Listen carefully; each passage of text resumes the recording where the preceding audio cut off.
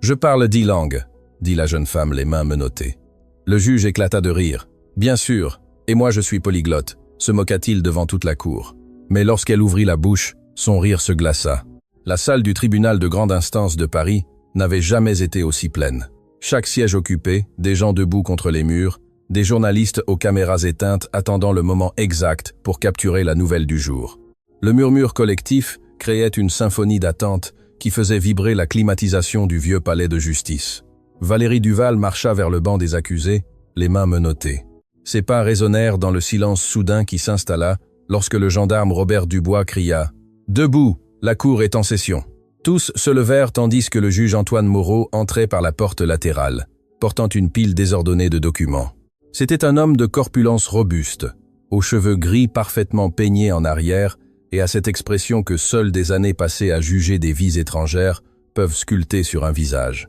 Un mélange d'ennui, de supériorité et parfois de dédain. « Asseyez-vous » ordonna Moreau, laissant tomber les documents sur son bureau avec un bruit sec qui fit sursauter plusieurs personnes.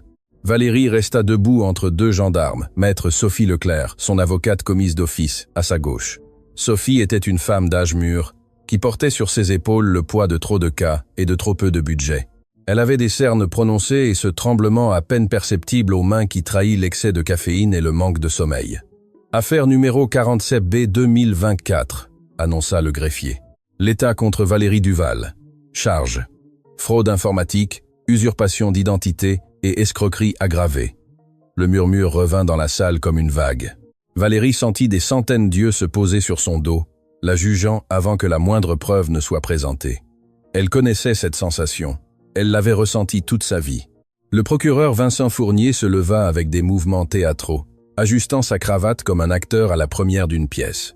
C'était un homme mince, aux traits acérés, qui parlait avec cet accent de classe supérieure qui établit immédiatement des hiérarchies dans n'importe quelle pièce. « Votre honneur », commença Fournier d'une voix résonnante. « Nous avons devant nous une jeune femme qui a perpétré l'une des fraudes les plus élaborées que cette cour ait jamais vues.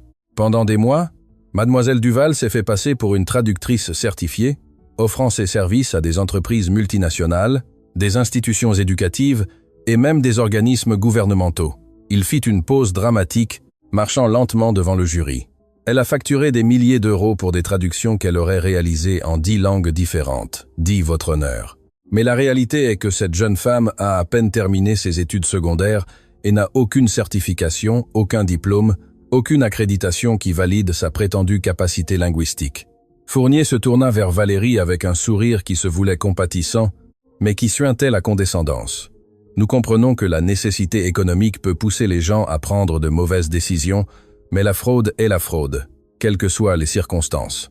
Valérie serra les poings à l'intérieur de ses menottes. Chaque mot du procureur était comme un marteau frappant sa dignité, non pas parce qu'ils étaient vrais, mais parce que personne ne semblait intéressé à entendre sa version.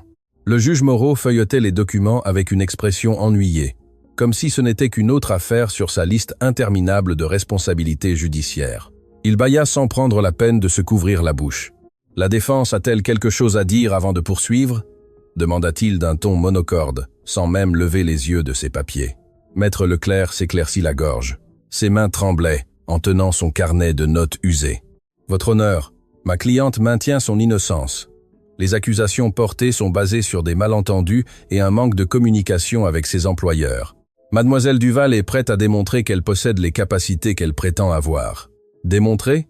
Moreau leva finalement les yeux, ses sourcils se haussant avec un intérêt moqueur. Et comment compte-t-elle exactement prouver qu'elle parle 10 langues ? Va-t-elle nous chanter une chanson dans chacune ? Quelques rires nerveux éclatèrent dans le public. Le juge sourit, satisfait de son propre humour. « Votre honneur, avec tout le respect que je vous dois, » tenta de poursuivre Sophie, mais Moreau l'interrompit d'un geste de la main. « Mademoiselle Leclerc, j'ai examiné ce dossier. Votre cliente a 23 ans. Elle a grandi dans un quartier défavorisé et, selon les registres, travaillait comme femme de ménage avant cette prétendue entreprise de traduction. » Il regarda directement Valérie. Il n'y a aucun enregistrement d'études supérieures, aucune certification internationale, rien qui suggère que cette jeune femme puisse parler ne serait-ce que 3 langues, et encore moins 10. Ce fut alors que Valérie releva la tête. Ses yeux, qui étaient restés fixés sur le sol pendant toute l'audience, rencontrèrent directement ceux du juge. Il y avait du feu dans ce regard. Il y avait des années d'humiliation, d'être sous-estimé, d'être invisible. « Permission de prendre la parole, votre honneur », dit-elle d'une voix claire et ferme. Moreau la regarda surpris. La plupart des accusés restaient silencieux lors des audiences préliminaires, laissant leurs avocats parler pour eux. Mais il y avait quelque chose dans la façon dont cette jeune femme le regardait qui lui causa un mélange d'irritation et de curiosité. « Avez-vous quelque chose de pertinent à ajouter au dossier ?» demanda-t-il d'un ton sceptique. « Je parle 10 langues. » Valérie prononça chaque mot avec une clarté cristalline, sans une once de doute dans sa voix. « Et je peux le prouver ici même, maintenant même, si votre honneur me le permet. » Le silence qui suivit fut si profond qu'on pouvait entendre le bourdonnement des lumières fluorescentes au plafond. Toutes les personnes présentes se penchèrent en avant, comme si l'univers lui-même retenait son souffle. Et puis le juge Antoine Moreau fit quelque chose que personne n'attendait. Il rejeta la tête en arrière et éclata de rire. Ce n'était pas un rire poli ou retenu, c'était un rire tonitruant, presque hystérique, qui fit vibrer sa silhouette corpulente sur le fauteuil du prétoire. « C'est incroyable !» s'exclama-t-il entre deux rires, essuyant les larmes de ses yeux avec un mouchoir. « L'accusée veut nous prouver qu'elle parle 10 langues ici, dans ma cour. » D'autres rires rejoignirent celui du juge. Le procureur Fournier souriait largement, secouant la tête avec incrédulité. Certains membres du public riaient ouvertement, d'autres chuchotaient des commentaires moqueurs. Mademoiselle Duval. Moreau réussit à maîtriser son rire suffisamment pour parler, bien que sa voix tremblât encore de amusement. « J'apprécie votre créativité, mais ceci est un tribunal, pas une émission de télévision. Nous n'allons pas gaspiller le temps de la cour avec des démonstrations de cirque. La justice vous semble-t-elle un cirque ?» La voix de Valérie coupa l'air comme un couteau. Le rire du juge se glaça instantanément. Ses yeux se plissèrent et, pendant un instant, un silence dangereux remplit la salle. « Excusez-moi » Sa voix baissa d'un ton menaçant. Valérie fit un pas en avant, ignorant le tiraillement d'avertissement que Sophie Leclerc lui donna au bras. « Avec tout le respect que je vous dois, votre honneur, vous venez de vous moquer de moi sans m'avoir écouté. Vous m'avez jugé sans me permettre de présenter ma défense. Si ce n'est pas un cirque, je ne sais pas ce que c'est. » Le gendarme Dubois fit un pas en avant, prêt à intervenir si la situation dégénérait, mais le juge leva une main pour l'arrêter. Moreau se pencha en avant, appuyant ses coudes sur le bureau. « Vous avez du cran, mademoiselle Duval, je vous l'accorde, mais le cran ne vous sauvera pas des preuves à votre encontre. »« Les preuves mentent, » répondit Valérie. « Ou plutôt, les personnes qui les ont interprétées ont menti parce qu'elles ne se sont jamais donné la peine de vérifier si je pouvais réellement faire ce que je disais. »« Et pourquoi ferions-nous cela ?» intervint Fournier depuis son siège. « Pourquoi l'État devrait-il dépenser des ressources à vérifier les affirmations fantaisistes de quelqu'un qui essaie clairement d'éviter les conséquences de ses actes? Parce que c'est votre obligation. » Valérie se tourna vers le procureur, sa voix gagnant en force. « Votre obligation est de chercher la vérité, pas d'assumer la culpabilité en se basant sur des préjugés. » « À l'ordre !» Moreau frappa son marteau contre le bureau. « Mademoiselle Duval, vous marchez sur un terrain dangereux. Je vous suggère de garder le silence avant que je ne vous accuse d'outrage à la cour. » Valérie inspira profondément. Elle sentait son cœur battre si fort qu'elle pensa que tout le monde dans la salle pouvait l'entendre. Mais elle n'allait pas reculer.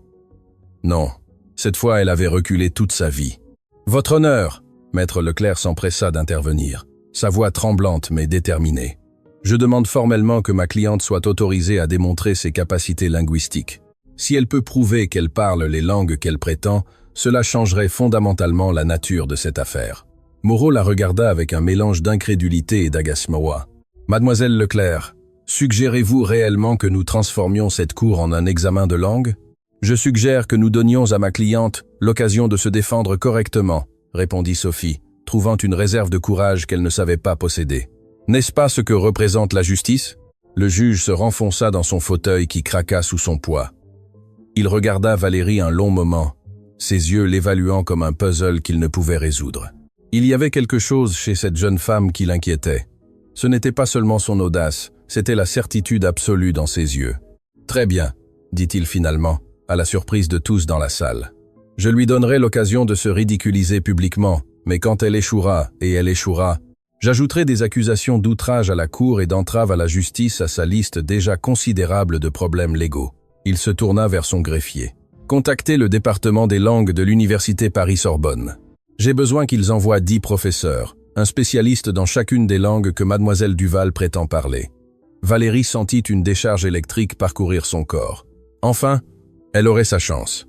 Enfin, quelqu'un l'écouterait. Mademoiselle Duval.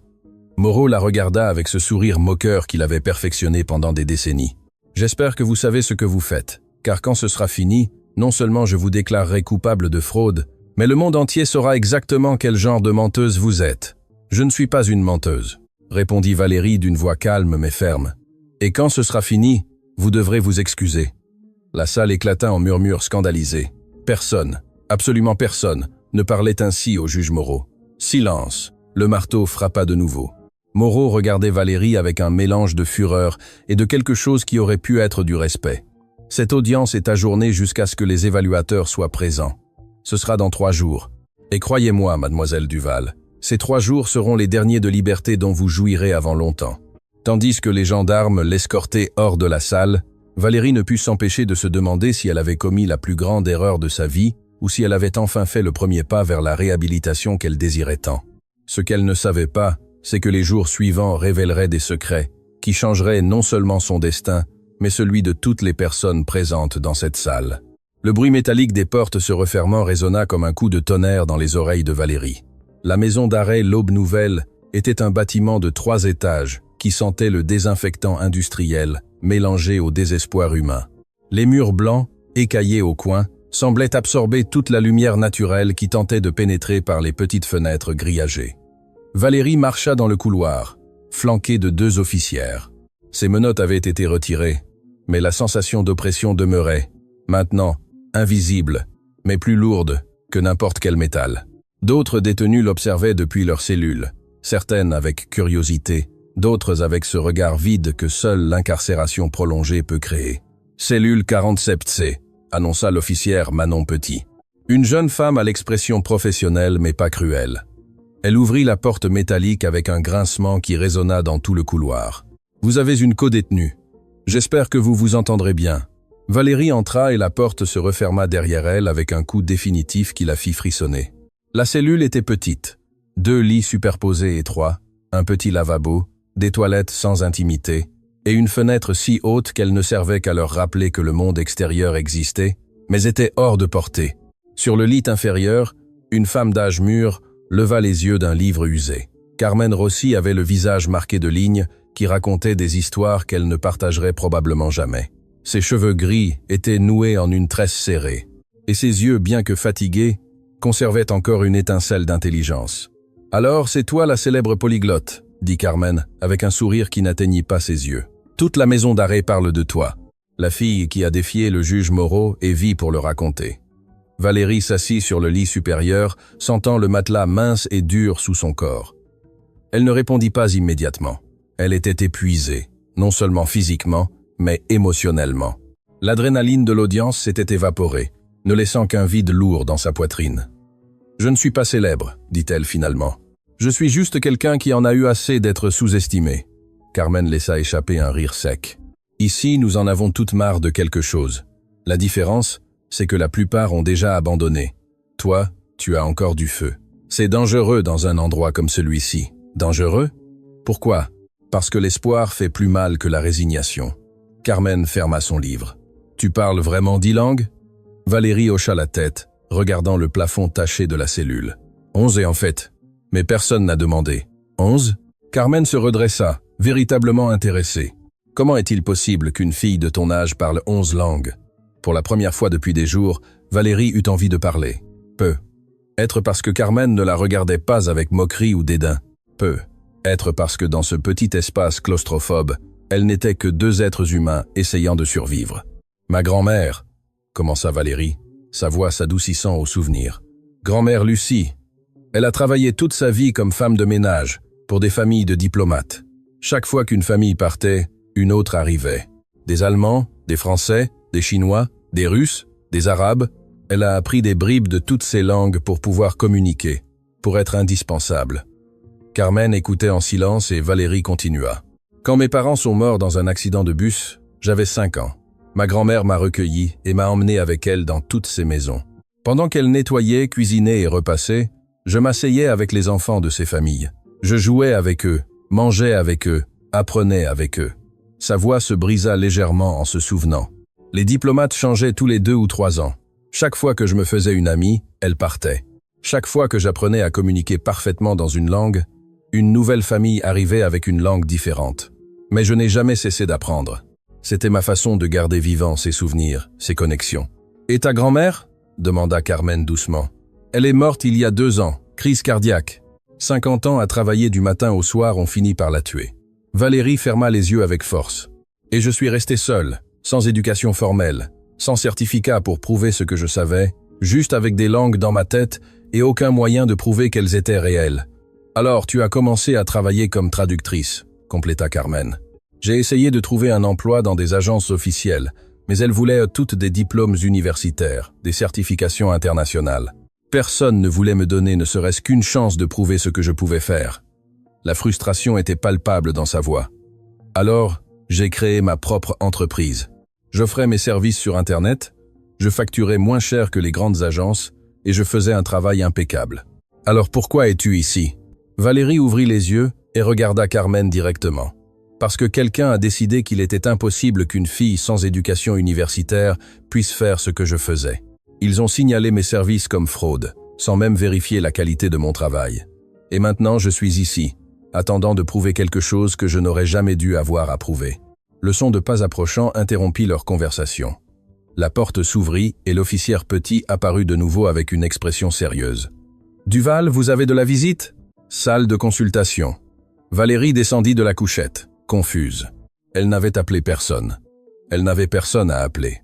La salle de consultation était un petit espace divisé par une table métallique. Assise de l'autre côté se trouvait maître Sophie Leclerc, son avocate commise d'office, mais elle n'était pas seule. À côté d'elle se trouvait une femme que Valérie ne connaissait pas, élégante, professionnelle, avec une mallette en cuir sur la table. « Valérie, voici le docteur Émilie Bernard. » Sophie fit les présentations. Elle est psychologue légiste. Le procureur Fournier a demandé une évaluation psychologique avant la prochaine audience. Valérie sentit un nœud se former dans son estomac. Évaluation psychologique ? Pourquoi ? Le docteur Bernard parla d'une voix calme et professionnelle. C'est une procédure standard dans les cas où l'accusé présente des comportements qui pourraient être considérés comme inhabituels. Votre confrontation avec le juge Moreau a soulevé quelques interrogations. Interrogations ? Valérie sentit l'indignation monter.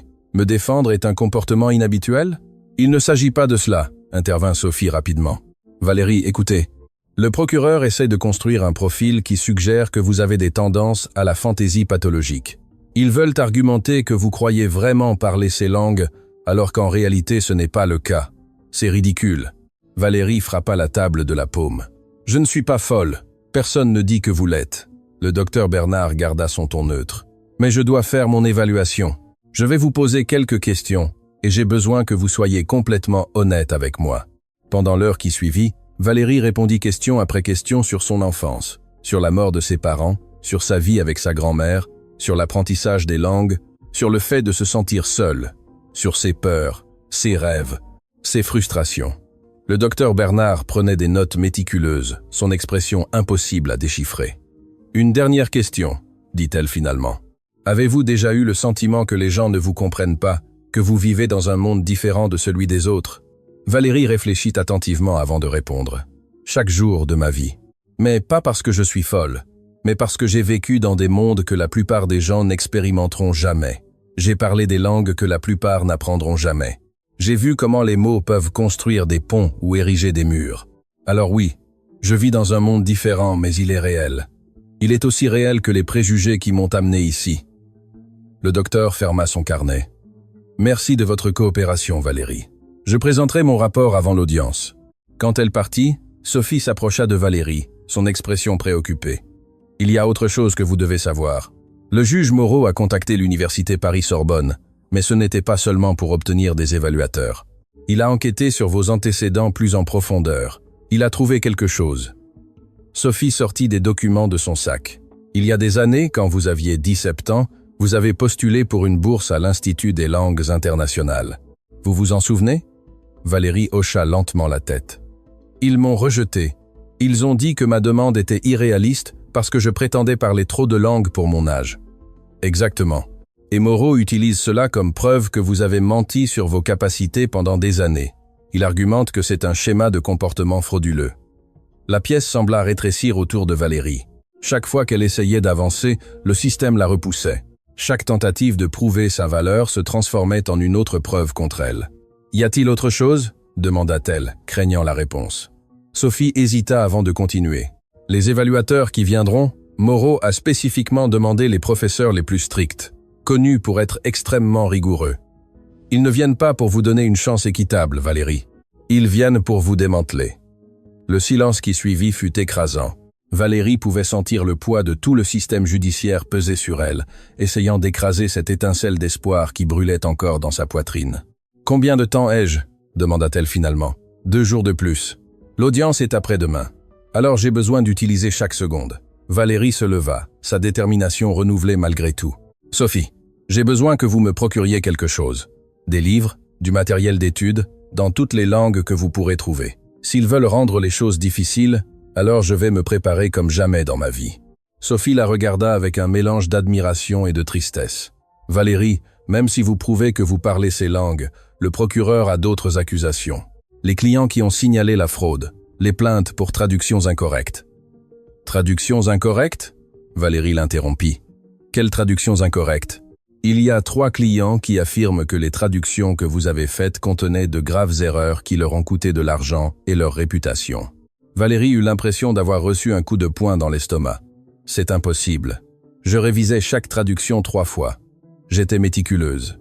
Jamais je n'aurais livré quelque chose avec de graves erreurs. Vous avez des copies de ces traductions ? » Toutes, sur mon ordinateur. Mais la police l'a confisquée comme preuve. Sophie prit une note. « Je vais demander l'accès à ces fichiers.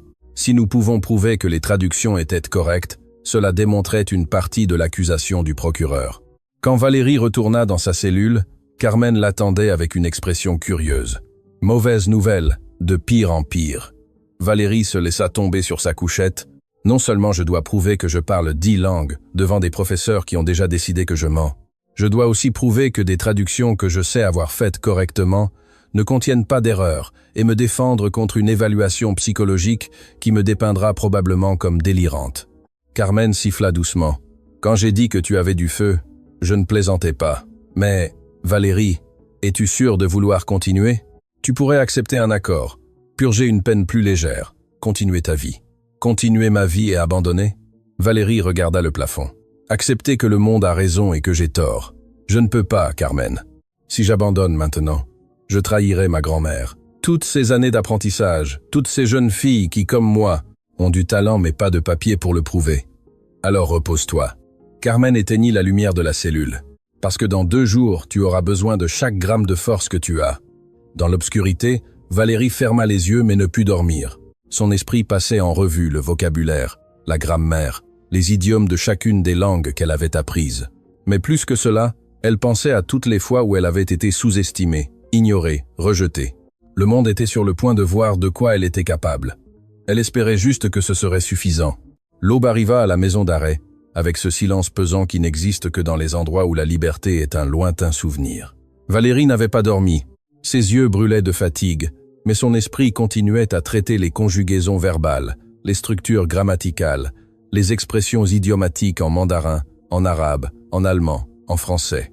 Carmen ronflait doucement sur le lit inférieur, un son réconfortant au milieu de tant d'incertitudes. Valérie avait passé la nuit à murmurer des mots à voix basse, chaque langue coulant comme des rivières qui convergeaient dans l'océan de sa mémoire. Le son de pas approchant interrompit sa concentration. Il était trop tôt pour le petit déjeuner.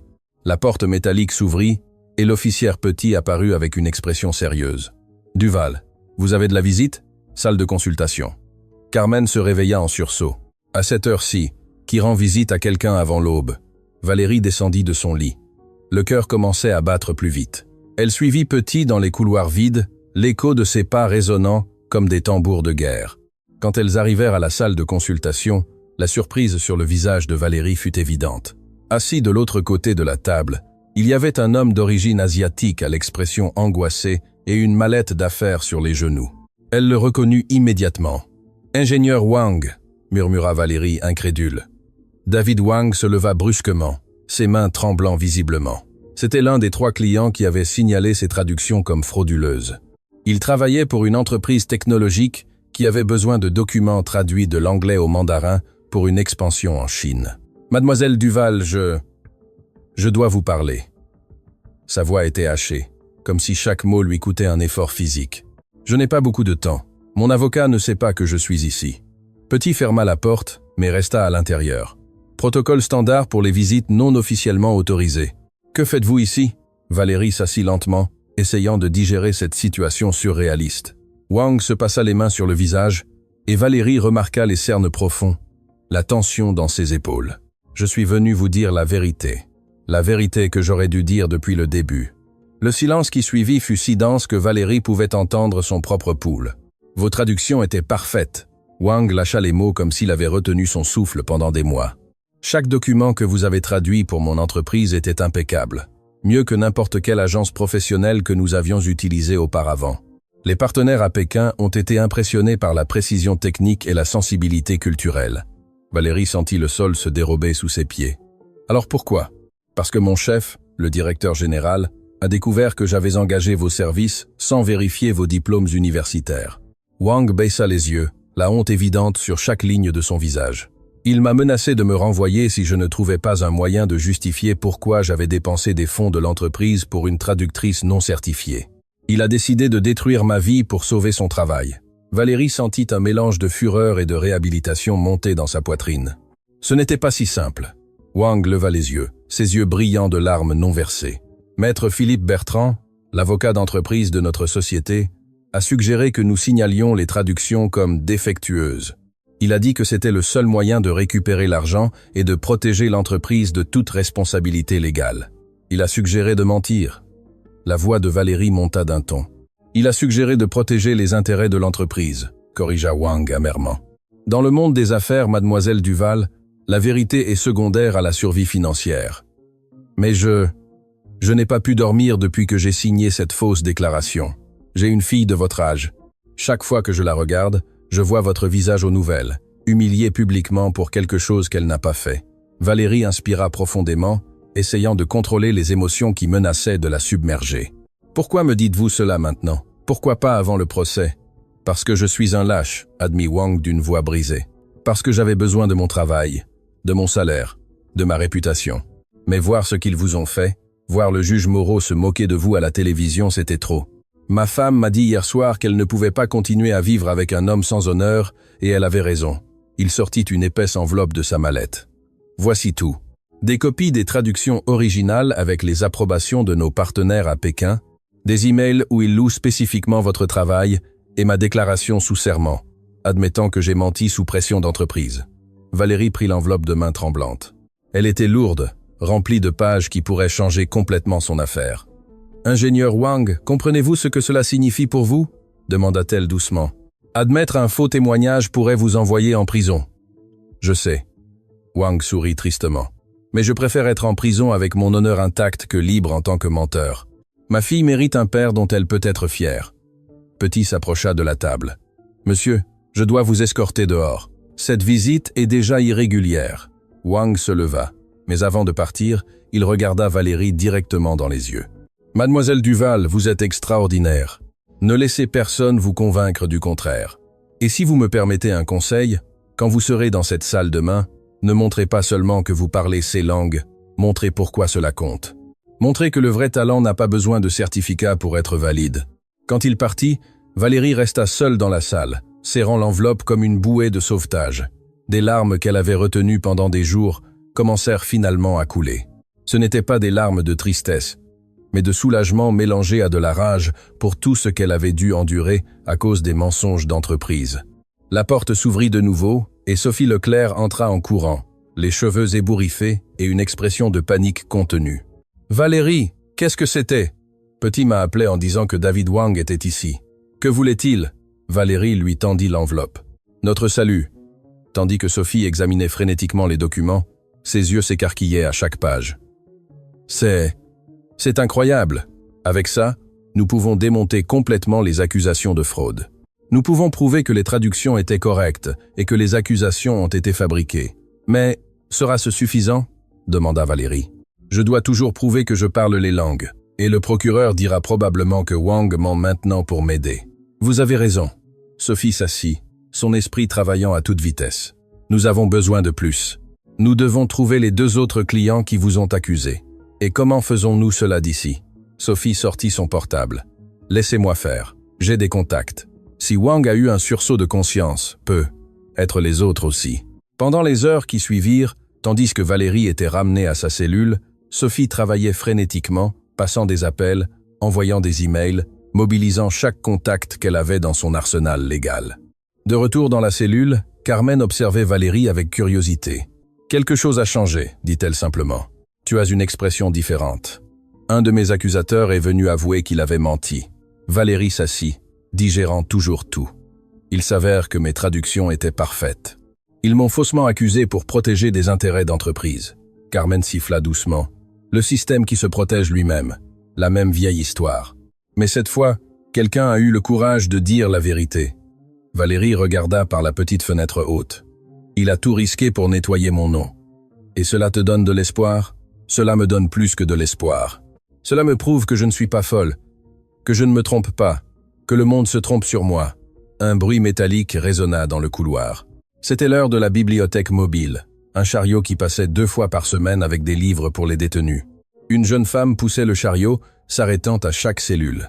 Quand elle arriva à la cellule 47, Valérie la reconnut. C'était Léa Martin, une fille d'à peine 19 ans qu'elle avait vue à la cantine. Elle avait des yeux intelligents, et cette tristesse particulière de ceux qui ont trop vu trop jeune. « Des livres dont vous auriez besoin ?» demanda Léa d'une voix douce. « Avez-vous quelque chose en langues étrangères ?» demanda Valérie pleine d'espoir. Les yeux de Léa s'illuminèrent. « C'est vous la fille qui va prouver qu'elle parle 10 langues ?»« 11 en fait. J'ai quelque chose pour vous. » Léa regarda nerveusement des 2 côtés du couloir avant de sortir un paquet enveloppé dans du papier. « Votre avocate m'a demandé de vous apporter ça. Je ne devrais pas, mais bon, je crois aux 2e chances. » Valérie déballa le paquet et trouva 6 livres dans différentes langues. Mandarin, arabe, russe, allemand, français et portugais.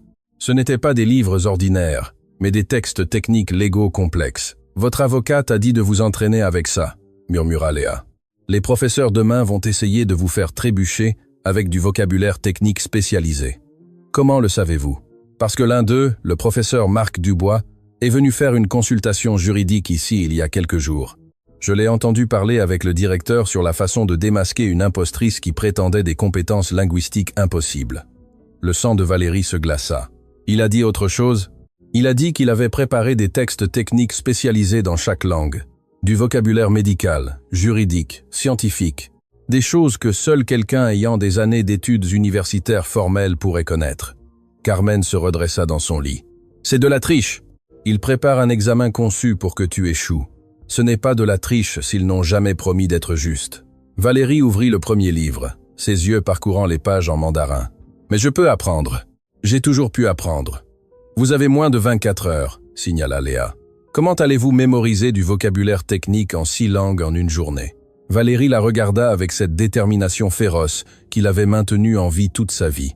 « De la même manière que j'ai fait tout le reste, sans abandonner. » Quand Léa partit, Carmen observa Valérie ouvrir livre après livre, sa concentration absolue. « Tu sais ce qui est le plus impressionnant chez toi ?» dit Carmen, après un long silence. « Ce n'est pas que tu parles des langues, c'est que tu n'acceptes jamais la défaite comme une option. Ma grand-mère disait, « Le monde te dira 1000 fois que tu ne peux pas. Tu n'as besoin de le prouver qu'une fois pour montrer que si, tu peux. » Valérie passa le reste de la journée et toute la nuit plongée dans ses livres. Elle mangea à peine, bougea à peine.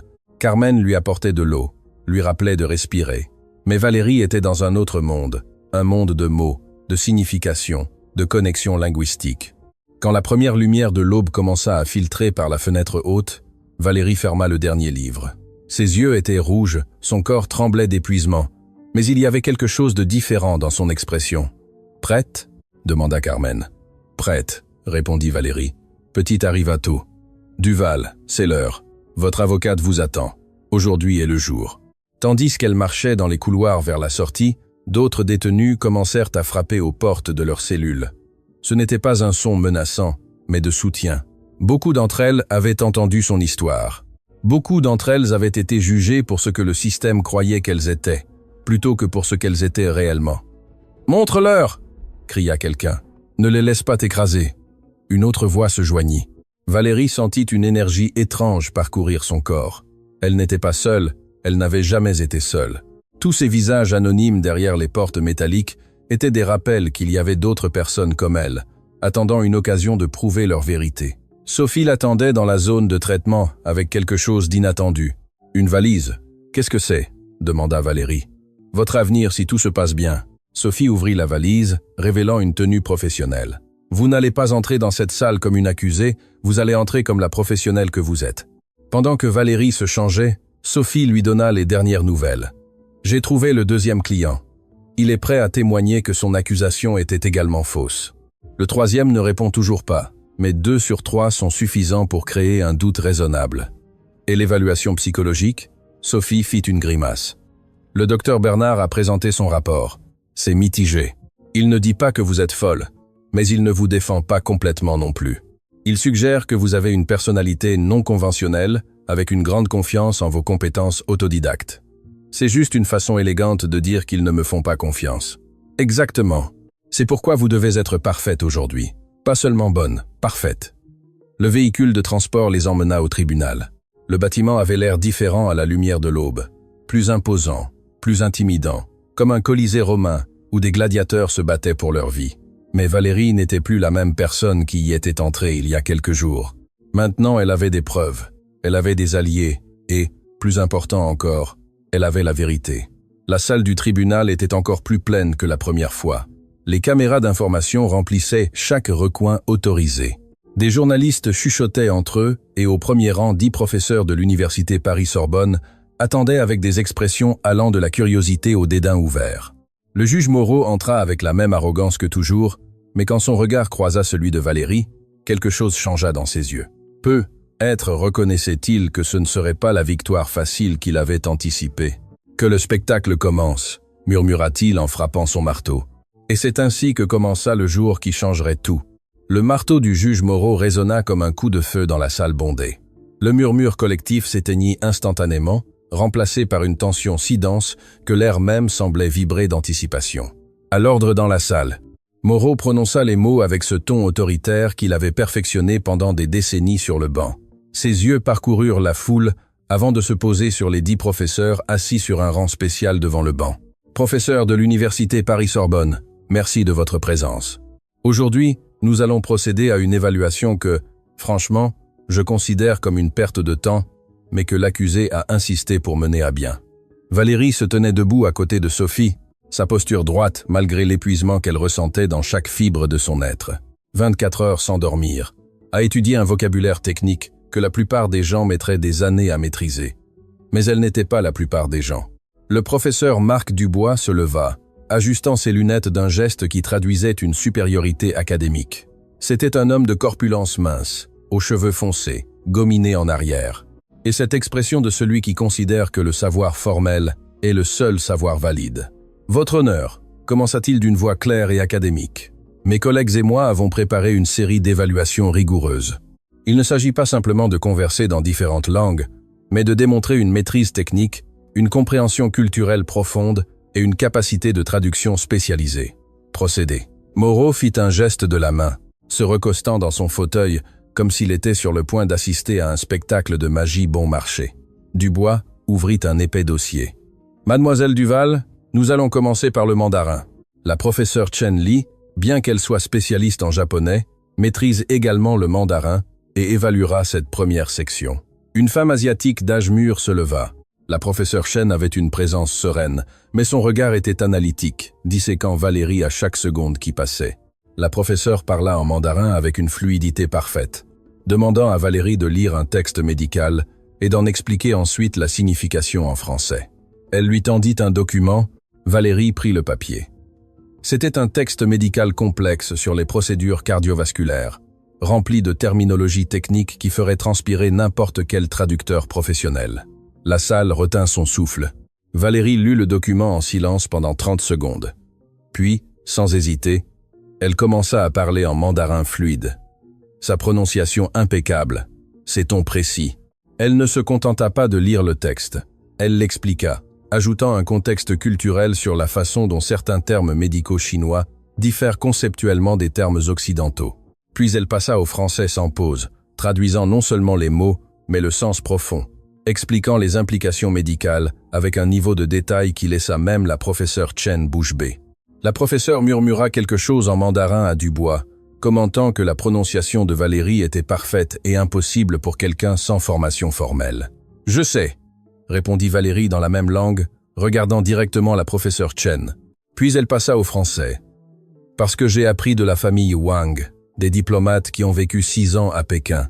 Leur petite fille m'a appris non seulement la langue, mais les chansons, les jeux, les façons de penser. La langue n'est pas seulement des mots, professeur, c'est une âme. » Un murmure parcourut la salle. Le journaliste Paul Deschamps gribouillait frénétiquement dans son carnet.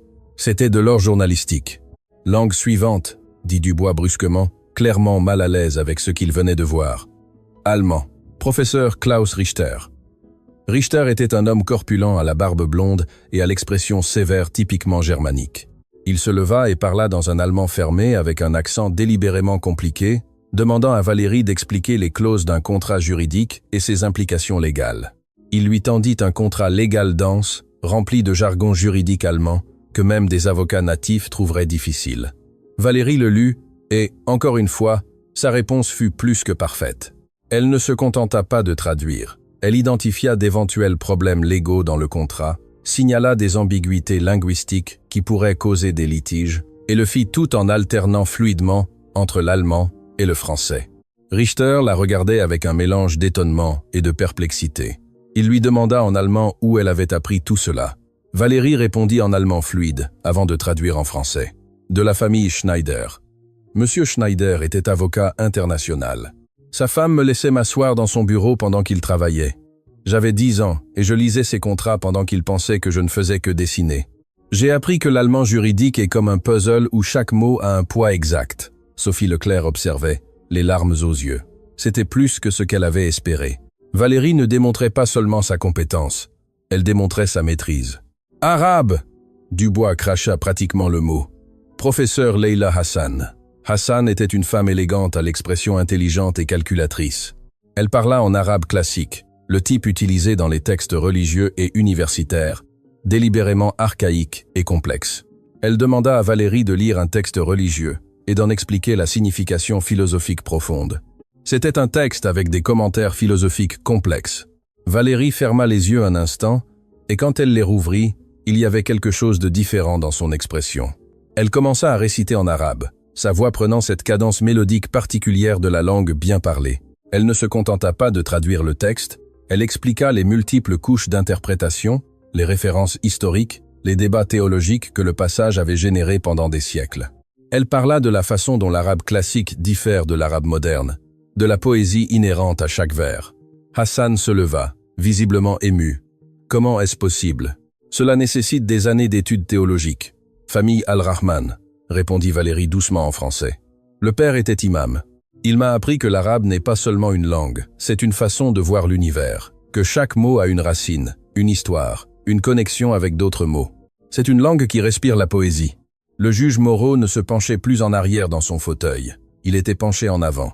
Son expression était passée de la moquerie à quelque chose qui aurait pu être un respect involontaire. L'un après l'autre, les professeurs présentèrent leurs défis. Le russe avec le professeur Igor Petrov, qui lui demanda de réciter de la littérature classique et d'expliquer un symbolisme littéraire complexe. Le français avec une terminologie culinaire et œnologique si spécifique que seul un sommelier ou un chef professionnel la connaîtrait. L'italien avec l'opéra et la musique. Le portugais brésilien avec des idiomes régionaux complexes. Le japonais avec des systèmes d'écriture multiples. Le coréen avec des niveaux de formalité complexes.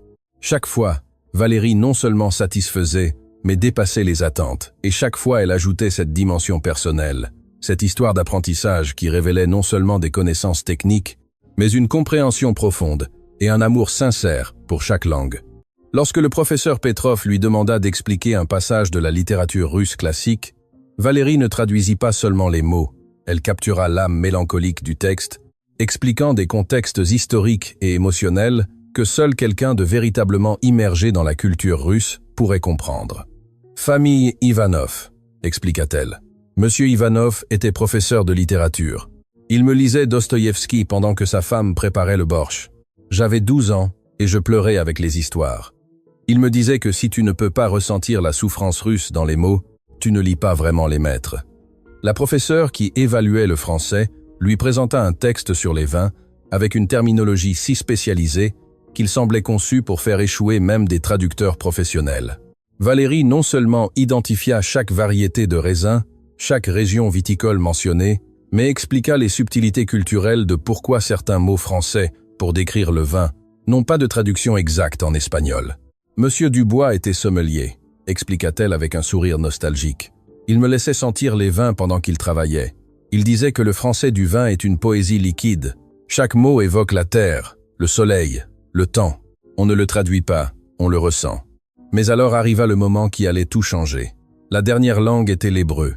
Dubois, qui maîtrisait également l'hébreu en plus du français, se leva personnellement pour cette évaluation. Il avait gardé ce qu'il considérait comme son coup de maître pour la fin. « Mademoiselle Duval », dit-il avec un sourire qui n'atteignait pas ses yeux. « Ce dernier texte est particulièrement difficile. C'est un ancien traité philosophique sur l'éthique et la justice, extrêmement complexe même pour des chercheurs spécialisés. » Il lui tendit le document. Valérie commença à lire et soudain son expression changea. Ce n'était pas de la confusion ou de la difficulté, c'était de la reconnaissance. « Professeur Dubois », dit-elle lentement. « Ce texte, je connais ce texte. Vous le connaissez ?» Dubois sourit avec suffisance. « Je doute fort que vous ayez eu accès à d'anciens manuscrits philosophiques hébreux. »« Non, le manuscrit. » Valérie leva les yeux, ses yeux brillants d'un éclat dangereux. « Je connais la traduction, parce que c'est moi qui l'ai faite. » Le silence qui tomba sur la salle fut absolu. Même le système de ventilation sembla cesser de faire du bruit. « Excusez-moi », Dubois cligna des yeux. Valérie désigna le document. « Il y a 6 ans, quand j'avais 17 ans, je travaillais pour un service de traduction en ligne sous pseudonyme. Un client anonyme a demandé la traduction de ce traité philosophique de l'hébreu ancien au français moderne. Il a bien payé, mais a demandé un anonymat complet. J'ai passé 3 semaines à travailler là-dessus, recherchant chaque mot, chaque concept. C'était l'un de mes premiers travaux professionnels. » Elle se tourna vers Dubois, sa voix gagnant en force. « Et vous, professeur Dubois, vous avez publié un article académique il y a 4 ans, intitulé « Nouvelles interprétations de textes éthiques hébreux ». J'ai lu cet article. Vous avez utilisé ma traduction mot pour mot sans me créditer. » La salle éclata en murmures scandalisés. Dubois pâlit visiblement. « C'est une accusation absurde, balbutia-t-il. Avez-vous des preuves ? » « J'ai tous mes fichiers de travail, répondit Valérie calmement, y compris les notes de traduction, les versions préliminaires, la correspondance avec le client.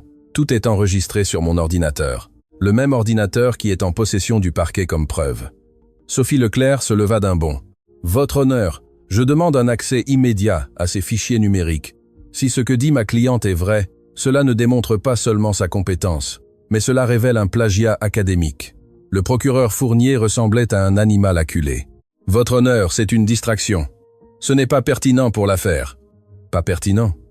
Moreau retrouva enfin sa voix. « Monsieur Fournier, si l'accusé peut prouver que l'un des évaluateurs que j'ai choisi a utilisé son travail sans l'accréditer, c'est extrêmement pertinent pour cette affaire.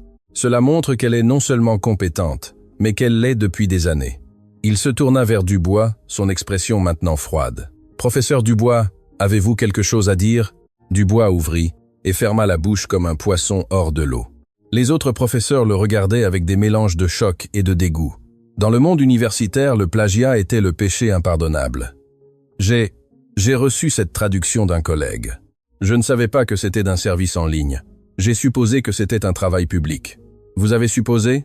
La professeure Hassan se leva, sa voix cinglante. Professeur Dubois, le protocole académique exige de vérifier la source de tout matériel. C'est élémentaire. Le professeur Richter ajouta d'un ton sévère. Si c'est vrai, l'université Paris-Sorbonne devra mener une enquête formelle. Moreau frappa son marteau. À l'ordre, gendarme Dubois. Apportez l'ordinateur de la preuve. Maintenant. En attendant, Valérie resta debout, son cœur battant fort, mais son expression calme. Elle avait attendu 6 ans pour ce moment. 6 ans depuis qu'elle avait vu son travail publié sous le nom d'un autre. Elle n'avait jamais pensé que la justice viendrait de cette manière, mais la vie avait des façons étranges de boucler la boucle. Dubois revint avec l'ordinateur portable dans un sac de preuves. Le technicien de la cour l'alluma et sous supervision judiciaire, Sophie navigua jusqu'au fichier que Valérie indiquait. Tout y était.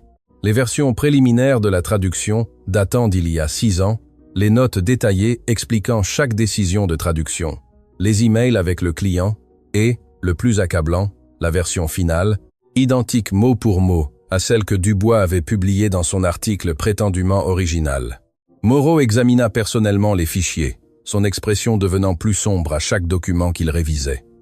Finalement, il leva les yeux vers Dubois. « Professeur, je vous suggère fortement de contacter votre syndicat.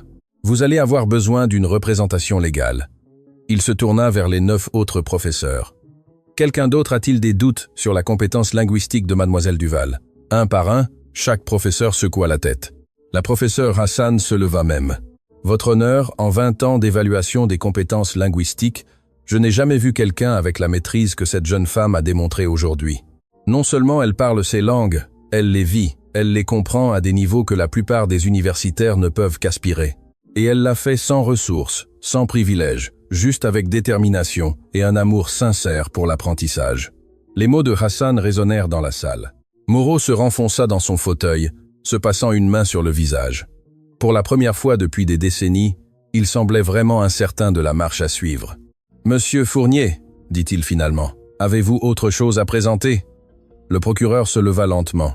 Il savait qu'il avait perdu. « Votre honneur. » À la lumière de ces développements, et considérant que 2 des 3 clients plaignants ont retiré leurs accusations et confessé avoir menti sous pression d'entreprise, le parquet demande le retrait de toutes les accusations.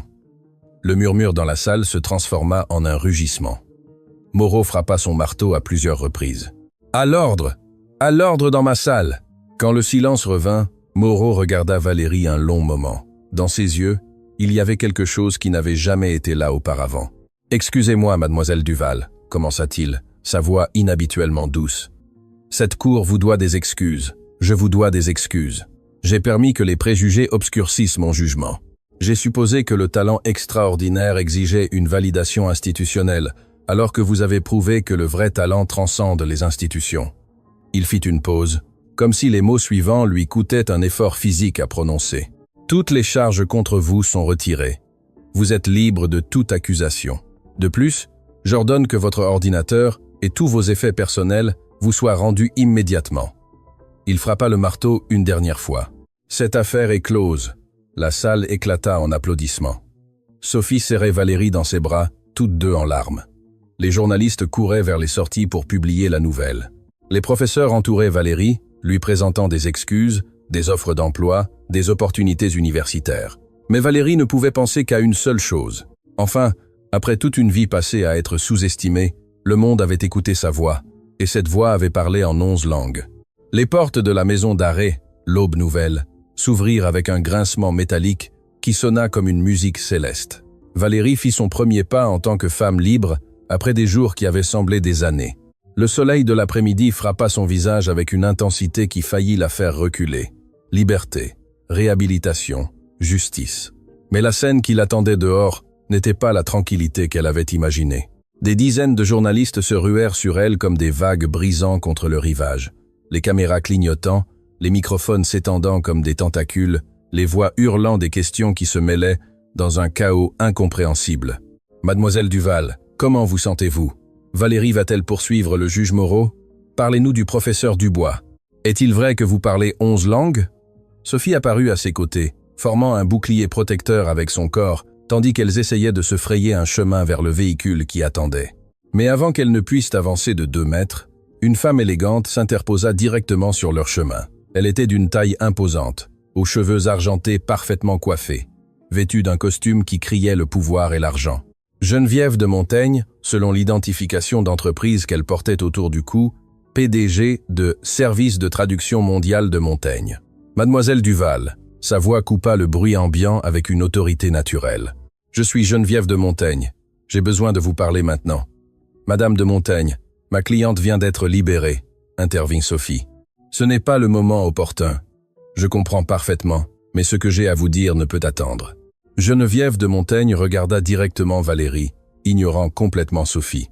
Votre affaire a généré une attention internationale. J'ai 17 offres d'emploi de différents pays pour vous et quelque chose de plus important, des informations sur votre grand-mère que je pense que vous voudrez entendre. Valérie s'arrêta net. Ma grand-mère? Que savez-vous de ma grand-mère? Pas ici. Geneviève de Montaigne désigna une limousine noire discrètement garée à un demi-pâté de maison. 5 minutes de votre temps. Si après vous voulez partir, je vous accompagnerai personnellement où vous voudrez. Sophie serra le bras de Valérie en guise d'avertissement, mais il y avait quelque chose dans les yeux de Geneviève de Montaigne qui n'était pas menaçant. C'était de l'urgence mêlée de respect. D'accord, Valérie accepta. 5 minutes. À l'intérieur de la limousine, loin du chaos des journalistes, Geneviève de Montaigne lui tendit un dossier en cuir. Il y a 20 ans, j'étais directrice des ressources humaines dans l'une des agences de traduction les plus prestigieuses du pays. Votre grand-mère, Lucie Duval, a postulé pour un poste. Nous l'avons rejeté. Valérie sentit une pointe de douleur dans la poitrine. Pourquoi me racontez-vous cela? Parce que nous avons commis la même erreur que le système a commise avec vous. Lucie parlait 6 langues couramment, mais elle n'avait pas de diplômes universitaires. Nous l'avons rejetée sans même l'évaluer correctement. Elle m'a écrit une lettre après cet entretien, une lettre que j'ai gardée pendant 2 décennies parce que j'avais trop honte de la relire. Geneviève de Montaigne sortit une enveloppe jaunie du dossier. L'écriture était celle de sa grand-mère. Valérie la reconnaîtrait n'importe où. Lisez-la. Geneviève de Montaigne insista. Les mains tremblantes, Valérie ouvrit l'enveloppe et commença à lire. Les mots de sa grand-mère jaillissaient de la page comme un fleuve de sagesse et de douleur. Chère Madame de Montaigne, je ne vous en veux pas de m'avoir rejeté. Le monde fonctionne avec des papiers, pas avec des capacités. Mais je veux que vous sachiez que je consacrerai ma vie à faire en sorte que ma petite fille n'ait jamais à mendier des opportunités qu'elle mérite. Je lui apprendrai tout ce que je sais, et un jour, quand elle réussira, j'espère que vous vous souviendrez que le talent n'a pas besoin de validation externe pour être réel. Valérie termina de lire, les larmes coulant sur ses joues. Sa grand-mère avait toujours su, avait toujours prévu de la préparer à un monde qui les rejetterait toutes les deux. Quand j'ai vu votre affaire aux nouvelles, Geneviève de Montaigne continua d'une voix douce. J'ai su immédiatement qui vous étiez, la petite fille de Lucie, la jeune fille dont elle m'a parlé dans cette lettre. Et j'ai réalisé que j'avais l'occasion de corriger une erreur que j'avais commise, il y a 2 décennies. Que voulez-vous de moi? Demanda Valérie directement. Je veux vous embaucher, non pas comme traductrice ordinaire, mais comme directrice du talent non conventionnel.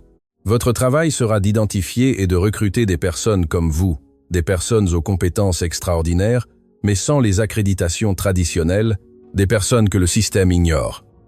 L'offre était tentante, presque trop belle pour être vraie, mais quelque chose dans l'expression de Geneviève de Montaigne disait à Valérie qu'il y avait plus. Quoi d'autre? Insista-t-elle. Geneviève de Montaigne sourit légèrement. Vous êtes perspicace. Bien, il y a autre chose. Votre grand-mère a travaillé pour de nombreuses familles diplomatiques, comme vous le savez. Mais il y a une famille en particulier, les Morrison, pour qui elle a travaillé pendant les 5 dernières années de sa vie, c'étaient des diplomates britanniques. Ils ont quitté le pays brusquement il y a 3 ans et ils vous ont laissé quelque chose que votre grand-mère leur a demandé de garder, jusqu'à ce que vous soyez prête. Valérie s'arrêta net. Ma grand-mère. Avant que Valérie ne puisse répondre, son téléphone tout juste rendu par la police commença à sonner incessamment.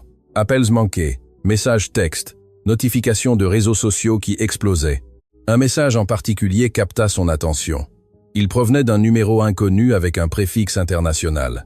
Mademoiselle Duval, je suis l'agent Samuel Durand de l'Organisation internationale pour les migrations. Votre histoire a résonné avec des millions de personnes. Nous avons une proposition qui pourrait changer des vies. Veuillez me contacter d'urgence. Sophie, qui avait vérifié son propre téléphone, leva les yeux avec une expression choquée. Valérie, vous devez voir ça. Elle lui montra son écran. La vidéo de l'audience était devenue virale. Plus de 15 millions de vues en moins de 6 heures. Le hashtag Justice pour Valérie était une tendance mondiale. Mais ce n'était pas seulement ça. Il y avait une autre vidéo, publiée quelques minutes auparavant. Quelqu'un avait divulgué les enregistrements de sécurité du centre de détention. On y voyait clairement Valérie étudier toute la nuit, murmurant dans différentes langues, se préparant avec une détermination qui frôlait le surhumain. « Le monde entier parle de vous », murmura Sophie. « Vous êtes un symbole maintenant. »« Je ne veux pas être un symbole », répondit Valérie d'une voix fatiguée. « Je veux juste vivre ma vie. »« Trop tard pour ça », intervint Geneviève de Montaigne pragmatiquement. « Maintenant, vous avez une plateforme. La question est, qu'allez-vous en faire ?» Le téléphone sonna de nouveau. Cette fois, c'était un numéro que Valérie reconnaissait. Carmen, sa codétenue. « Valérie, il faut que tu viennes. C'est urgent. »« Carmen, qu'est-ce qui se passe ?» C'est à propos du directeur du centre. Il s'avère qu'il a aussi des secrets, Et je crois qu'ils sont liés à ta grand-mère. Mais je ne peux pas parler au téléphone, il faut que tu viennes. » L'appel se coupa brusquement. Valérie regarda Sophie avec une inquiétude croissante. Quelque chose ne va pas. Carmen semblait effrayée. Avant qu'elle ne puisse décider quoi faire, une autre figure apparut à la fenêtre de la limousine. Un homme âgé d'une 60aine d'années, à l'expression douce mais urgente, frappa doucement à la vitre. Geneviève de Montaigne baissa la fenêtre. « Docteur Leroy. »« Madame de Montaigne, merci de m'avoir contacté. » L'homme parla avec un accent britannique raffiné. « Mademoiselle Duval, je suis François Leroy.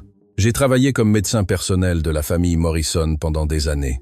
J'ai également soigné votre grand-mère Lucie dans ces derniers mois. » Valérie sortit de la limousine, sentant que le monde tournait trop vite. « Vous avez connu ma grand-mère ? » ?»« Je l'ai très bien connue, et il y a des choses sur sa mort que vous devez savoir. Des choses qu'elle m'a fait promettre de vous raconter quand le moment serait venu. » « Quelles choses ?» Le docteur Leroy regarda nerveusement autour de lui. « Pas ici. Il y a des gens qui préféreraient que certaines informations restent enterrées. Votre grand-mère n'est pas morte d'une simple crise cardiaque, mademoiselle Duval. Il y a eu des complications qu'elle a gardées secrètes. Des complications liées à quelque chose qu'elle a découvert en travaillant pour les Morrison. » Le cœur de Valérie commença à battre fort. Qu'a-t-elle découvert? Des documents, des informations sensibles sur des réseaux de trafic qui utilisaient des familles diplomatiques comme couverture. Votre grand-mère les a signalés aux autorités compétentes, mais elle est morte avant de pouvoir témoigner formellement. Le monde de Valérie s'arrêta. « Vous dites que ma grand-mère a été… » « Je ne sais pas avec certitude. » Le docteur l'interrompit rapidement. « Ce que je sais, c'est qu'elle a laissé des preuves cachées, des preuves que les Morrison ont protégées après sa mort. Et maintenant que vous êtes sous les feux des projecteurs, il y a des gens qui voudront s'assurer que ces preuves ne sortent jamais. » Sophie se plaça protectrice à côté de Valérie. « Docteur Leroy, ce sont de graves accusations. Avez-vous des preuves? J'ai les dossiers médicaux complets de Lucie, et j'ai les lettres qu'elle m'a écrites dans ces derniers jours.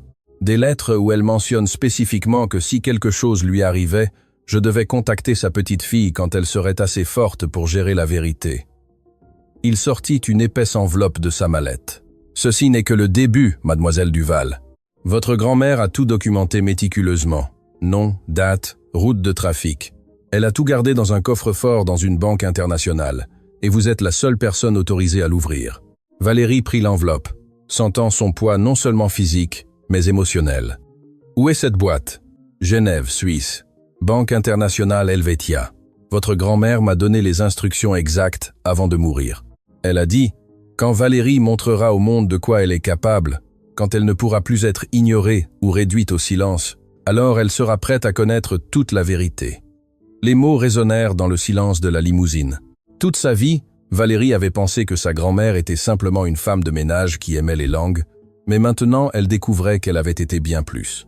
Une femme qui avait vu des injustices et avait eu le courage de les affronter, même en connaissant le prix qu'elle pourrait payer. « Y a-t-il autre chose ?» ajouta le docteur Leroy, son expression devenant encore plus sérieuse. « Le troisième client qui vous a accusé, celui qui n'a jamais retiré ses accusations, son nom est Richard Lefebvre. Il travaille pour une société de sécurité privée ayant des connexions profondes dans les cercles diplomatiques. Je ne pense pas que ce soit une coïncidence qu'il ait été le seul à maintenir les accusations jusqu'à la fin. Vous suggérez que mon accusation a été orchestrée. » Valérie sentit un frisson parcourir son dos. « Je suggère que lorsque votre affaire est devenue publique, certaines personnes ont vu une opportunité de vous discréditer avant que vous ne puissiez devenir un problème. Avant que vous ne puissiez découvrir ce que votre grand-mère savait. » Sophie saisit son téléphone. « Nous avons besoin d'une protection policière maintenant. » Mais avant qu'elle ne puisse passer l'appel, une camionnette noire s'arrêta brusquement devant la limousine. Un homme d'âge mûr, à l'expression sérieuse, avec une identification fédérale pendue au cou, en descendit. « Je suis l'agent Samuel Durand, mademoiselle Duval. J'ai besoin que vous veniez avec moi. Votre vie peut être en danger. »« Comment saviez-vous où me trouver ?» demanda Valérie, son instinct de survie s'activant. « Parce que nous surveillons les communications liées à votre affaire et nous venons d'intercepter une conversation très préoccupante. Il y a un contrat actif sur vous. Quelqu'un veut s'assurer que vous n'arrivez jamais à Genève. » Le monde que Valérie venait de retrouver était sur le point de devenir beaucoup plus dangereux, et les réponses qu'elle cherchait étaient à des milliers de kilomètres, dans un coffre-fort contenant des secrets que quelqu'un était prêt à tuer pour protéger.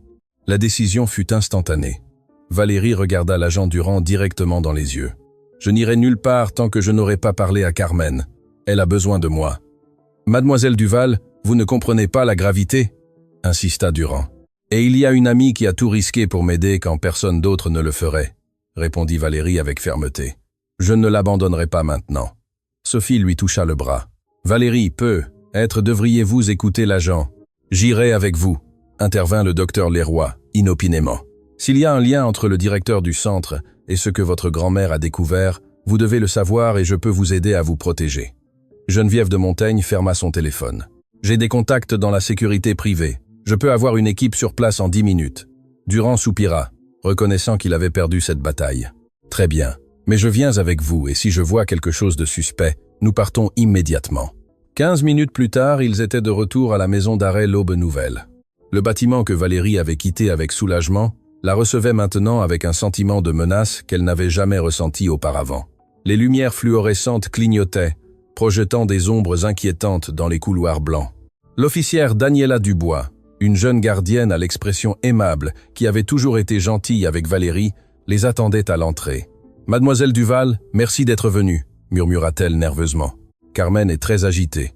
Elle n'arrête pas de dire que le directeur a quelque chose à voir avec votre grand-mère. Je ne comprends pas ce que cela signifie, mais elle insiste pour ne parler qu'à vous. « Où est le directeur Lambert ?» demanda Durand d'un ton professionnel. « Dans son bureau. Il a passé des appels toute la journée. Depuis que l'affaire de Mademoiselle Duval est devenue virale, il est extrêmement nerveux. » Daniela Dubois les guida à travers des couloirs que Valérie connaissait trop bien. Quand elles arrivèrent à la cellule 47C, Carmen était assise sur son lit, serrant ses genoux avec une expression mêlant peur et détermination. Valérie se leva d'un bond quand la porte s'ouvrit. « Dieu merci, tu es venu. Je pensais que tu ne le ferais peu. Être pas après tout ce que tu as traversé ici. » « Carmen, qu'est-ce qui se passe? Qu'as-tu découvert ?» Carmen regarda nerveusement les autres personnes présentes. Durand montra son identification fédérale. « Tout ce que vous direz ici est protégé. Si vous avez des informations pertinentes, nous devons les entendre. » Carmen inspira profondément. « Il y a 2 jours, je nettoyais près du bureau du directeur Lambert. La porte était entrouverte et j'ai entendu une conversation téléphonique. Il parlait avec quelqu'un à propos de Valérie. Il disait des choses comme « La vieille était un problème et la petite fille ne doit pas savoir ce qu'elle a trouvé. » Le cœur de Valérie s'arrêta. « La vieille, il parlait de ma grand-mère. C'est ce que j'ai pensé au début, mais je n'étais pas sûr. Puis, aujourd'hui, après ta libération, il était plus agité. Il a fait un autre appel. Cette fois, j'ai clairement entendu. Il a mentionné le nom Lucie Duval et quelque chose à propos de documents qui n'auraient jamais dû arriver aux mains de sa petite fille. » Le docteur Leroy s'avança. « Carmen, a-t-il mentionné quelque chose sur les familles Morrison ou sur des réseaux internationaux? » « Oui. » Carmen hocha vigoureusement la tête. « Il a dit que les Morrison étaient stupides de garder ces papiers, qu'ils auraient dû les détruire quand ils en avaient l'occasion. » Durand sortit son téléphone et commença à passer des appels urgents. Sophie s'assit, son esprit travaillant à toute vitesse, traitant les implications légales. Mais Valérie ne pouvait ressentir qu'une seule chose, de la rage. La rage que sa grand-mère ait été mise en danger. La rage que sa mort n'ait être pas été naturelle. La rage que même maintenant, des années plus tard, les ombres du passé continuaient de les hanter. « J'ai besoin de lui parler », dit-elle d'une voix dangereusement calme. « J'ai besoin de parler à Lambert maintenant. »« Valérie, ce n'est pas prudent », avertit Sophie. « La prudence m'importe peu. » Valérie se tourna vers Durand. « Vous êtes un agent fédéral, vous pouvez rendre cela officiel. J'ai besoin de réponses sur ma grand-mère. » Durand réfléchit un instant, puis il hocha la tête. « Je poserai quelques questions, mais vous venez avec moi et si cela devient dangereux, nous partons. » Le bureau du directeur Michel Lambert était au 3e étage. C'était un homme de corpulence épaisse, aux cheveux clairsemés et à ce genre de nervosité que seule la culpabilité peut générer. Quand Durand entra, montrant son identification fédérale, la couleur quitta son visage. « Agent, en quoi puis-je vous aider ?» Sa voix tremblait légèrement. « Directeur Lambert, j'ai quelques questions sur Lucie Duval. » Le directeur cligna des yeux à plusieurs reprises. « Lucie Duval? Je ne connais personne de ce nom. » Menteur. Valérie entra dans le bureau, ignorant la tentative de Durand de l'arrêter. « Ma grand-mère a travaillé au nettoyage de ce centre pendant la dernière année de sa vie. Vous la connaissiez, et apparemment, vous saviez aussi ce qu'elle avait découvert. » Lambert se leva brusquement. « Mademoiselle, je ne sais pas de quoi vous parlez. » « Alors, laissez-moi vous rafraîchir la mémoire. » Durand sortit son enregistreur. « J'ai des témoins qui vous ont entendu parler de la vieille et de documents. Voulez-vous m'expliquer cela? Le directeur commença à transpirer visiblement. Ses yeux volaient entre Durand, Valérie et la porte, comme un animal piégé cherchant à s'échapper. Je ne travaillais qu'ici. Je ne savais rien de ce qu'elle faisait à l'extérieur, mais vous saviez quelque chose. Valérie se pencha sur le bureau. Ma grand-mère est morte il y a 2 ans. Sa mort a été subite, pratique, juste avant qu'elle ne puisse témoigner de ce qu'elle avait découvert. Je n'ai rien eu à voir avec sa mort, cria Lambert, perdant son sang-froid. C'était son cœur, les médecins l'ont dit. Alors vous la connaissiez? Observa Durand froidement. Il y a un instant, vous avez dit que vous ne connaissiez personne de ce nom. Lambert se laissa tomber sur sa chaise, vaincu. D'accord, j'ai connu Lucie. Elle a travaillé ici au nettoyage pendant des mois. C'était une bonne femme, silencieuse. Mais un jour, elle est venue me voir avec des informations dangereuses. Quelles informations? Valérie sentit des larmes menacées de couler, mais les retint avec force de volonté. Elle a dit que pendant qu'elle travaillait pour les familles diplomatiques, elle avait vu des choses, des documents sur des personnes déplacées illégalement, des familles utilisées comme couverture pour des opérations criminelles. Elle m'a montré des copies. Elle m'a demandé de l'aider à le signaler aux autorités compétentes. Et vous l'avez fait? Lambert baissa les yeux, incapable de faire face aux yeux de Valérie. Je lui ai dit que je le ferais, mais j'avais peur. Les personnes impliquées étaient puissantes. Elles avaient des connexions. Elles avaient de l'argent. Alors j'ai signalé ses intentions à quelqu'un d'autre. Le silence qui tomba dans le bureau fut plus lourd que n'importe quelle accusation verbale. Vous l'avez trahi. Valérie murmura les mots à peine audibles.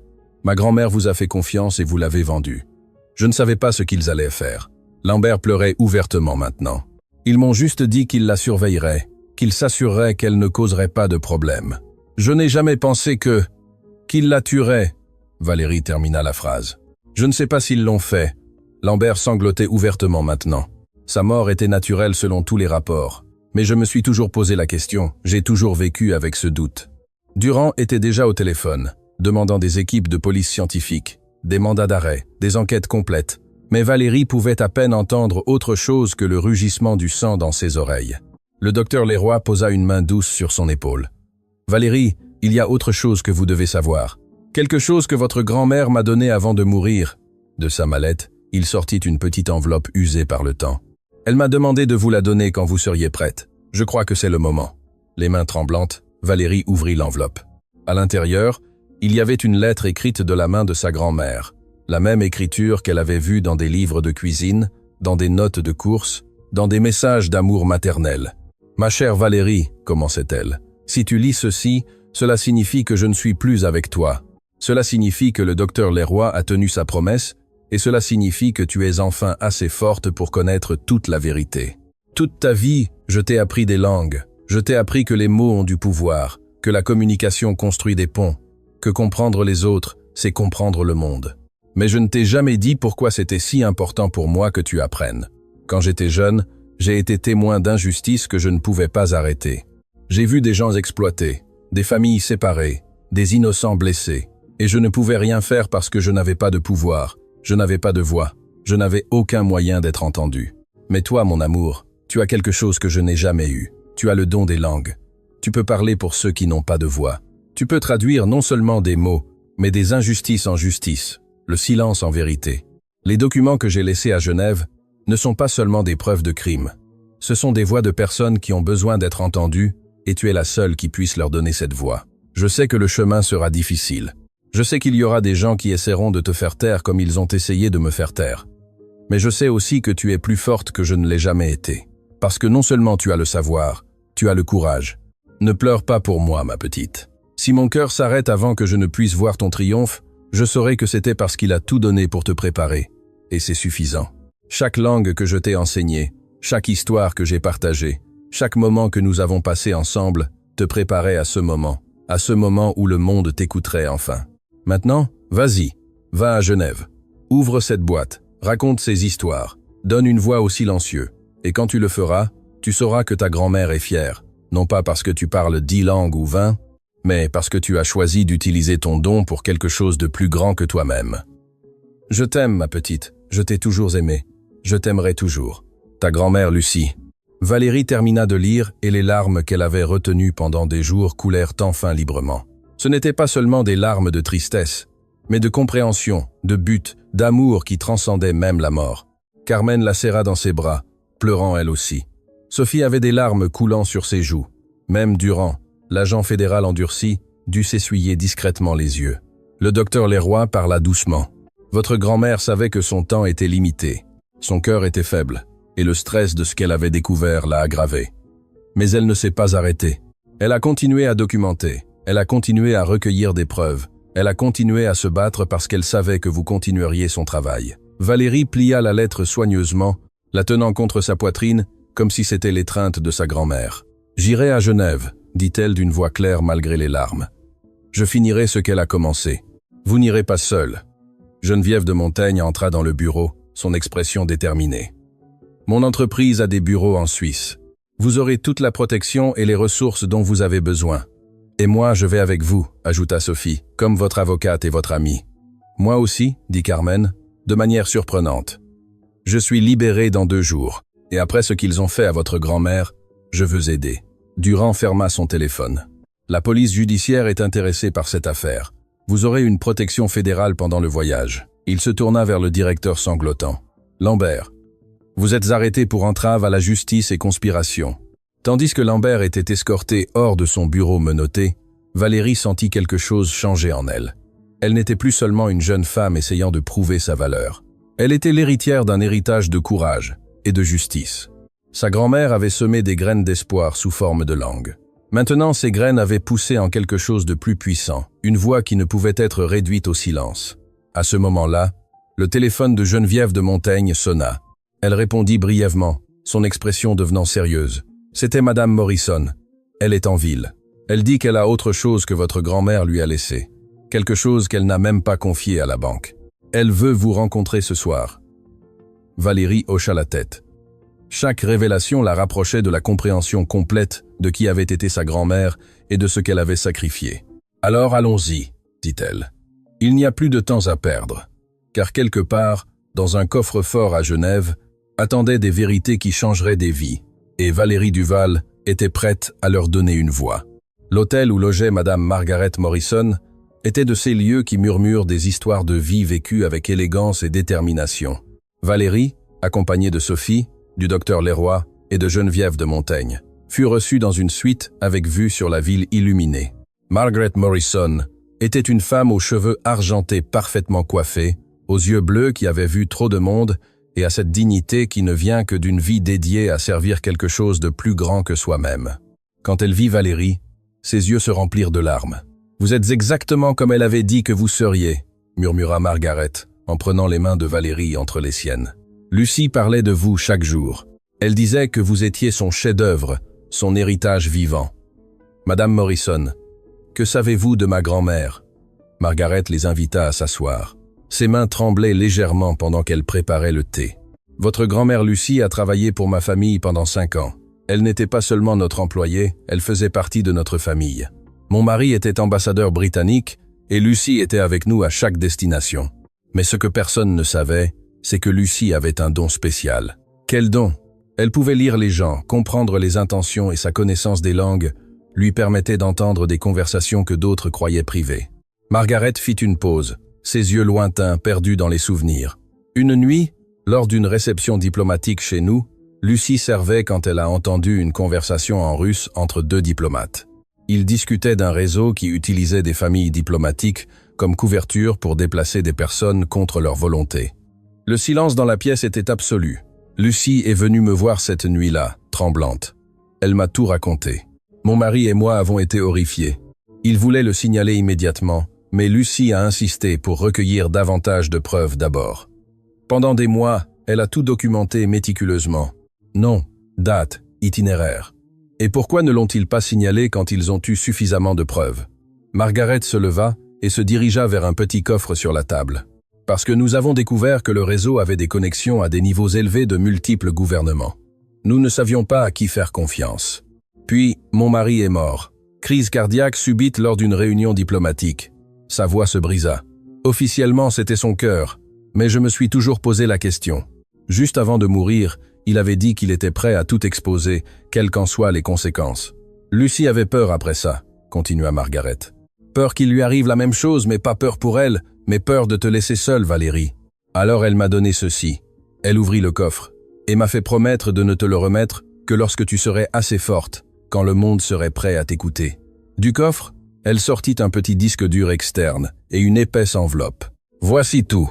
Des enregistrements audio de réunions diplomatiques où ces opérations ont été discutées, des photographies, des documents originaux et, le plus important, des témoignages de victimes que Lucie a rencontrées et aidées en secret pendant des années. Valérie prit le disque des mains tremblantes. Il était petit, mais contenait le poids de vies entières. « Y a-t-il autre chose ?»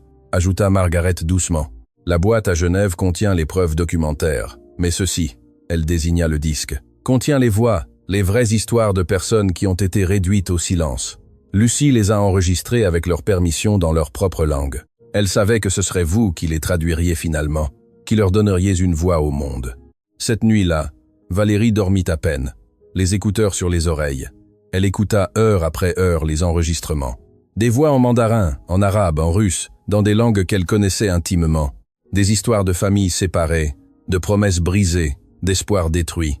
Et dans chaque enregistrement, à la fin, il y avait la voix de sa grand-mère, sa voix maternelle, promettant que leurs histoires seraient racontées. Quand l'aube se leva, Valérie avait des larmes séchées sur ses joues, mais un feu renouvelé dans son âme. Le vol pour Genève partit le lendemain. Valérie voyagea avec Sophie, Carmen, qui avait été libérée comme promis, Geneviève de Montaigne, et une escorte de sécurité coordonnée par l'agent Durand. La police judiciaire avait découvert que Richard Lefebvre, le troisième client, était en réalité un agent de sécurité privée, engagé pour discréditer Valérie avant qu'elle ne devienne une voix publique. Il fut arrêté alors qu'il tentait de quitter le pays. Genève les accueillit avec des ciels gris, mais des promesses de justice. La Banque internationale Helvetia était une forteresse de marbre et d'acier, conçue pour protéger des secrets pendant des générations. Dans une salle privée, en présence d'un notaire suisse, Valérie ouvrit le coffre-fort numéro 4721. À l'intérieur, il y avait des dossiers méticuleusement organisés, chacun étiqueté de la main de sa grand-mère, avec des noms, des dates, des lieux. Mais ce qui frappa le plus Valérie fut de trouver au fond de la boîte un album photo, des photos d'elle-même au fil des ans. Son premier jour d'école, apprenant à écrire en arabe, lisant des livres en français. Chaque photo avait une note de sa grand-mère au verso. La dernière photo était de Valérie à 16 ans, souriante, tenant un certificat d'un cours de traduction en ligne. La note disait « Le jour où j'ai su que tu étais prête, il ne manquait plus qu'à ce que le monde soit prêt lui aussi. » Valérie serra l'album contre sa poitrine, sanglotant.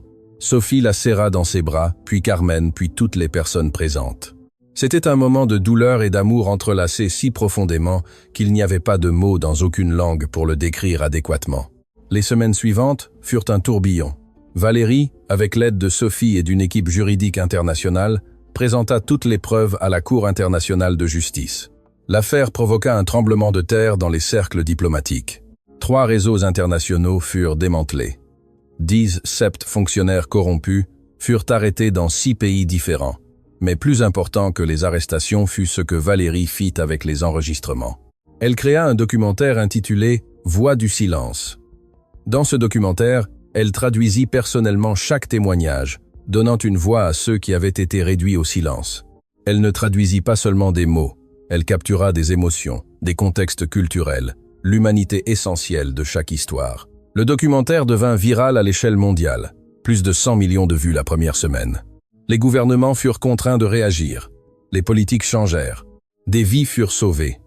L'ambassadeur Jean-Luc Duval des Nations Unies contacta personnellement Valérie. « Mademoiselle Duval, votre travail a mis en lumière des injustices que les gouvernements ont ignorées pendant des décennies. Au nom des Nations Unies, je voudrais vous offrir un poste de traductrice spéciale des droits de l'homme. Votre travail serait de donner une voix aux personnes que le monde a besoin d'entendre. » Valérie accepta, mais à une condition, que le poste inclut un programme pour identifier et former d'autres jeunes talents sans accréditation formelle. Le vrai talent, argumenta-t-elle, ne devrait pas avoir besoin de validation institutionnelle pour être reconnu. Sa proposition fut acceptée à l'unanimité. 6 mois plus tard, Valérie se tenait dans le même tribunal où elle avait autrefois été humiliée. Mais cette fois, ce n'était pas comme accusée, mais comme oratrice invitée à une conférence internationale sur la justice linguistique. Le juge Antoine Moreau était présent à l'audience.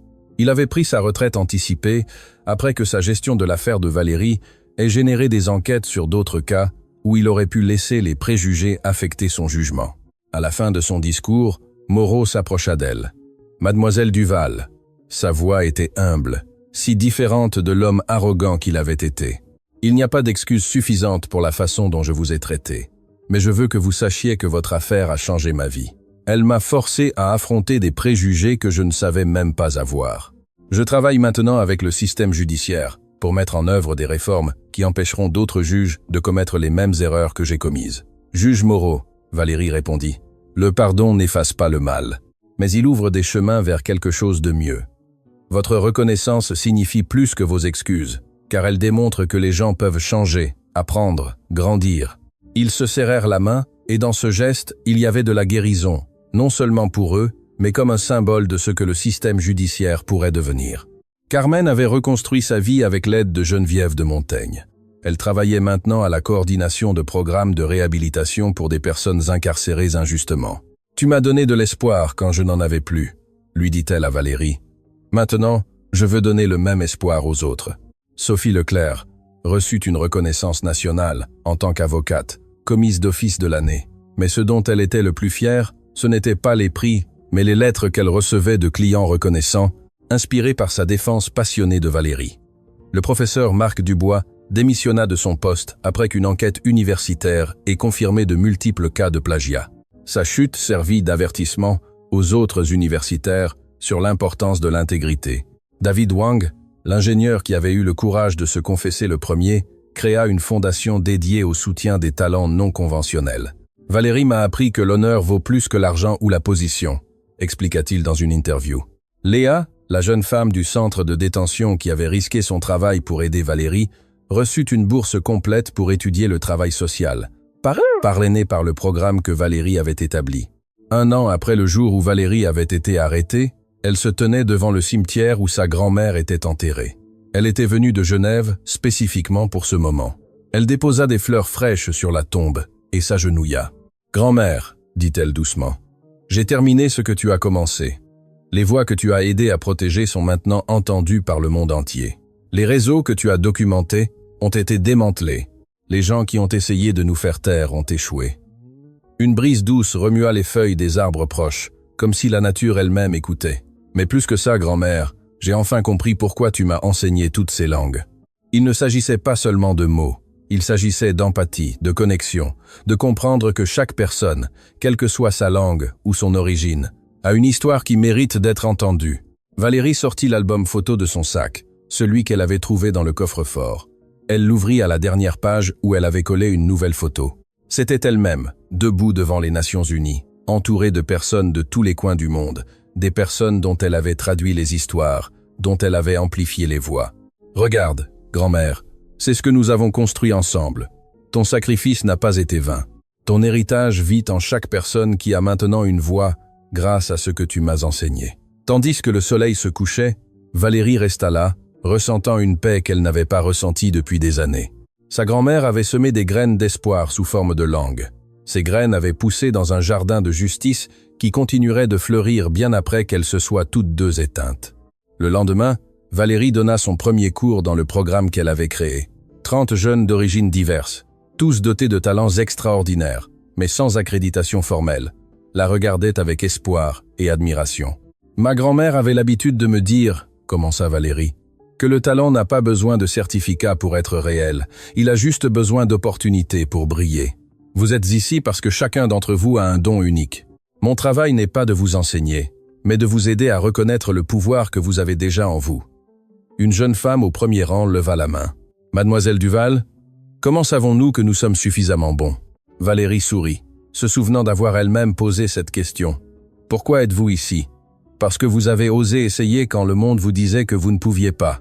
Cette détermination, ce courage, est plus précieux que n'importe quel diplôme universitaire. » Des mois se transformèrent en années. Le programme de Valérie grandit, s'étendant à 20 pays. Des milliers de jeunes talents trouvèrent des opportunités qu'ils n'auraient jamais eues autrement. Certains devinrent traducteurs, d'autres médiateurs culturels, d'autres militants des droits de l'homme. Mais tous partageaient un point commun.